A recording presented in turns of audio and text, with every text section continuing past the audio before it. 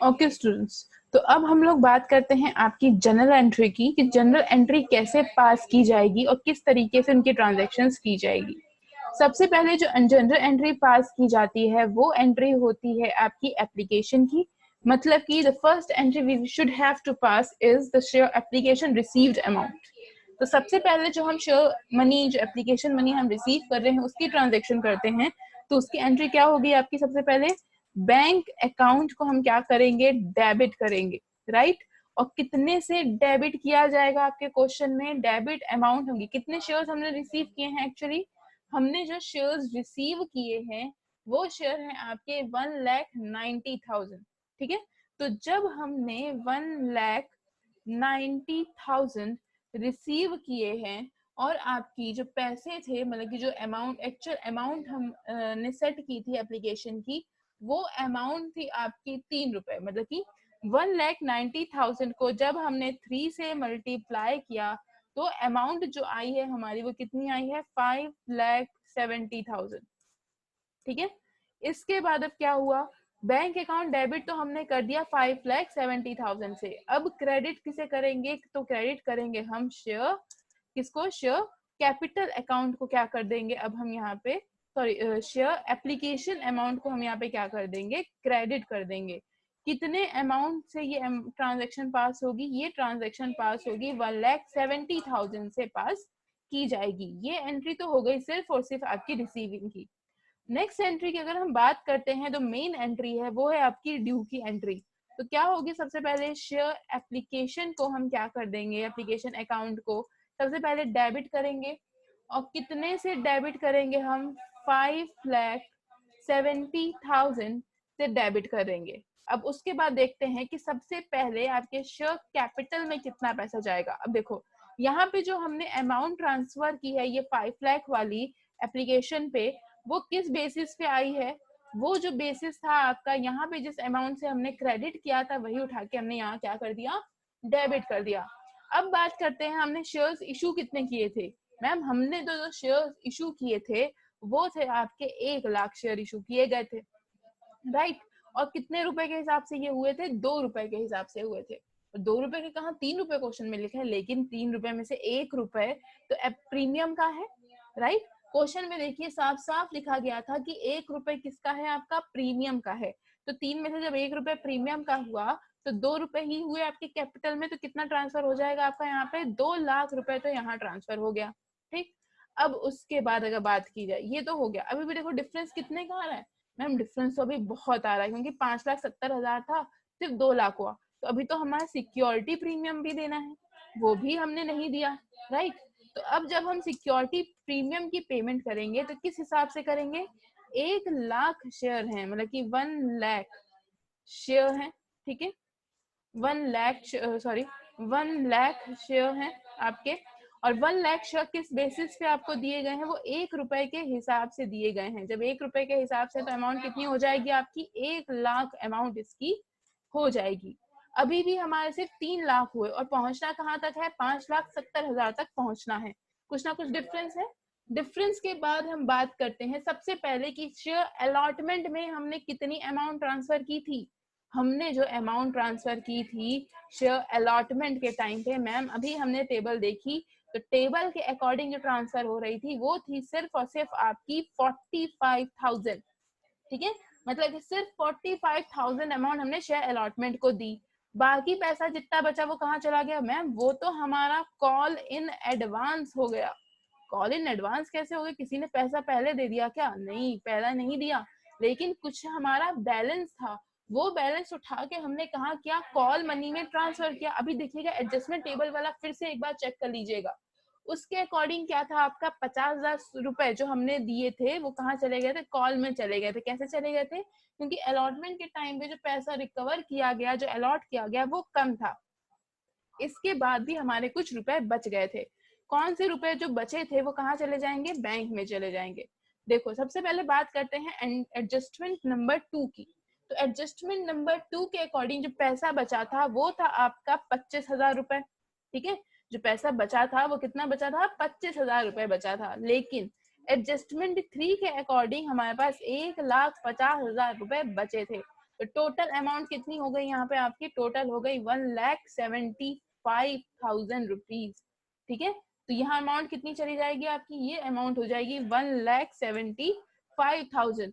इस तरीके से आपकी एंट्री पास होगी किसकी, रिसीविंग की। तो नीचे हम लिख देते हैं कि बीइंग आपकी जो भी है share allotment, sorry application, share application money transfer to share allotment, मतलब कि सारा का पैसा हमने क्या कर दिया है, शेयर कैपिटल में स्पेशली हमने इन्वेस्ट कर दिया है। सारा का सारा पैसा जहां इन्वेस्टमेंट होनी चाहिए थी वो अमाउंट यहाँ पे पास कर दी गई।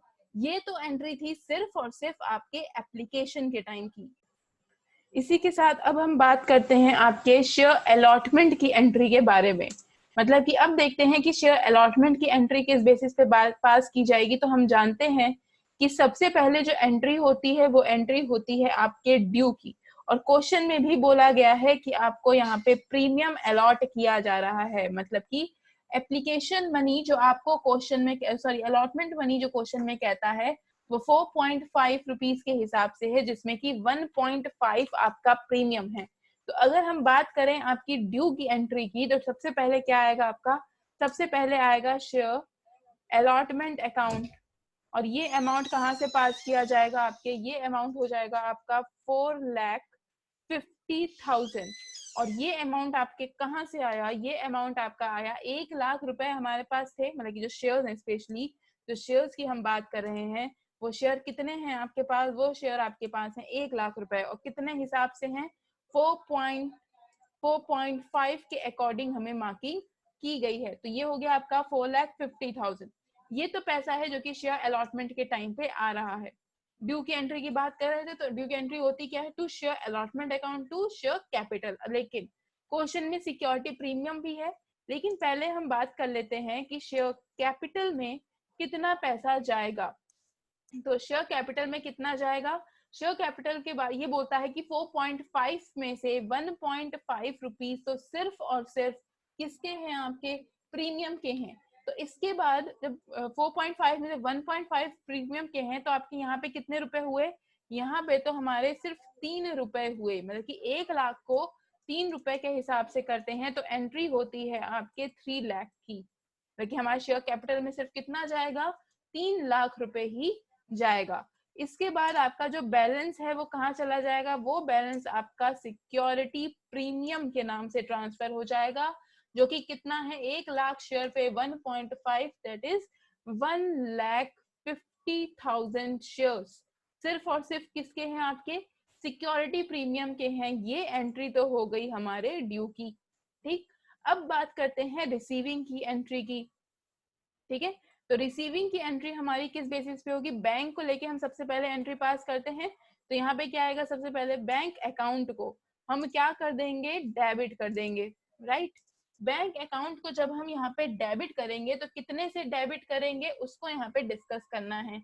डिस्कस करने से पहले देखो, यहाँ पे आपका एक तरह का अमाउंट यहाँ पे पहले ही एडजस्टेड हो चुका है। मतलब कि पहले की एंट्री में हमने अलॉटमेंट मनी कितनी ट्रांसफर की, अलॉटमेंट मनी जो हमारी ट्रांसफर हुई है वो कितनी हुई है, 45,000 की हमने अमाउंट ट्रांसफर की थी। तो जो यहाँ पे अमाउंट ट्रांसफर होनी चाहिए, जो यहाँ पे अमाउंट ट्रांसफर होनी चाहिए वो कितनी होनी चाहिए, देखो 4,50,000 क्या था आपका, दिया हुआ था कि ये अमाउंट हम रिसीव करेंगे। लेकिन इससे पहले हमने क्या किया, 45,000 क्या किए, पहले ही रिसीव कर लिए। इसका मतलब बैंक में अब हमारे पास कितना आना चाहिए, दोनों को माइनस करके आना चाहिए। बट वो अमाउंट अभी हम यहाँ ट्रांसफर नहीं करेंगे।